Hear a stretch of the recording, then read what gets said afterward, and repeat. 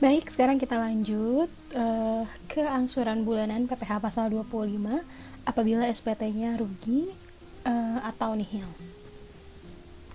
Nah, apabila perusahaan mengalami kerugian atau tidak mengalami laba maupun rugi, yaitu nihil, maka angsuran pajaknya adalah nihil. Sedangkan untuk mengenai kompensasi kerugian, dalam perhitungan hutang pajak, penghasilan kena pajak yang tercantum di SPT harus dikurangi dahulu dengan kompensasi kerugian dari tahun-tahun sebelumnya yang masih dapat dikompensasi. Oke, ini contoh untuk SPT nihil. Misal tahun 2019 perusahaan mengangsur PPh pasal 25 sebesar 2 juta rupiah. Laba tahun 2019 akan dilaporkan pada April 2020. Sehingga angsuran pajak PPh pasal 25 dari Januari sampai Maret itu masih mengikuti Desember 2019 sebesar 2 juta rupiah. Nah, ternyata di bulan April laporan keuangannya udah selesai nih. Sudah ketahuan pendapatannya ternyata 500 juta dan bebannya juga ternyata 500 juta. Artinya perusahaan ini tidak mengalami laba maupun rugi atau nol ya, nihil. Maka PPh 21 untuk masa pajak 2019 juga nihil. Begitupun untuk PPh pasal 25 di tahun 2020 juga nihil yang akan berlaku dari April sampai Desember. Karena perhitungannya sudah diketahui yaitu nihil, maka mulai dari April sampai Desember perusahaan tidak perlu mengangsur pajak kembali. Pertanyaannya, bagaimana nilai 2 juta yang sudah diangsur di Januari, Februari, dan Maret? Berarti 6 juta ya. Nah, nilai pajak yang sudah diangsur ini boleh dikompensasikan ke tahun selanjutnya. Kompensasi ke tahun selanjutnya, yaitu di 2021. Ini untuk SPT nihil, oke? Nah, selanjutnya kita akan berbicara mengenai kompensasi kerugian. Nah, apabila perusahaan mengalami kerugian, maka nilai ruginya itu boleh dikompensasikan dengan batas maksimal 5 tahun. Catatannya, itu 5 tahun adalah batas maksimal. Kita beri contoh, akan menghitung PPh pasal 21 di tahun 2021. Ini ya. Meskipun tahunnya belum, anggap aja udah terjadi ya. Nah, misalnya tahun 2015 perusahaan ini mengalami kerugian 700 juta.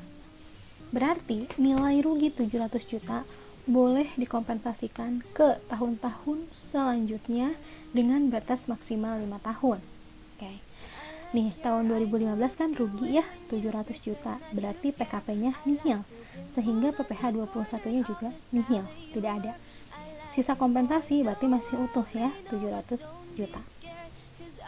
2016 ternyata perusahaan laba 200 juta. Nah, karena dia punya kompensasi 700 juta, maka nilai laba ini boleh dikurangkan. Berarti PKP-nya masih nihil, perusahaan masih tidak perlu bayar pajak karena belum menutup yang 700 juta. Berarti sisa kompensasi di 2016 adalah 500 juta. Dari mana? Dari 700 juta dikurangi 200 juta. Jadi hasilnya 500 juta. Oke. 2017 masih laba 200 juta. Masih belum nutup dong 500 juta sama 200 juta ya kan? Berarti PKP-nya masih nihil. Sedangkan sisa kompensasinya adalah 300 juta.